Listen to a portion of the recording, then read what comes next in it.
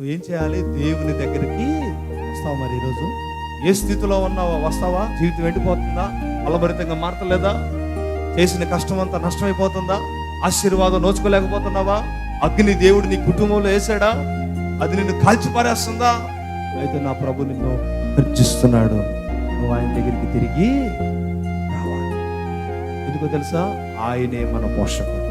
కరువు ఖడ్గం వచ్చి దేశం అంతా పాడు దెబ్బగా మారిన దేవుడు ఏలియాకి వెధవరాలకి సమృద్ధిగా ఆహారము, ఒక్క పూట కూడా పస్తులు లేకుండా దేవుడు సమృద్ధిగా దైవజనుడికి, ఆ ఇంట్లో ఉన్న స్త్రీకి ఒబవ లేకుండా దేవుడు పొంగి పొర్లుతున్నాడు. ఆ అనుభవంలోనికి మనం ఎప్పుడు వస్తామంటే కానా ఇంట్లో యేసు ప్రభు. కానా వివాహంలో ఎవరున్నారు? ఈరోజు నీ ఇంట్లో, నీ వివాహ జీవితంలో, నీ కుటుంబంలో యేసు ప్రభు ఆయన ఉంటే ద్రాక్షారసం తక్కువ కాదు.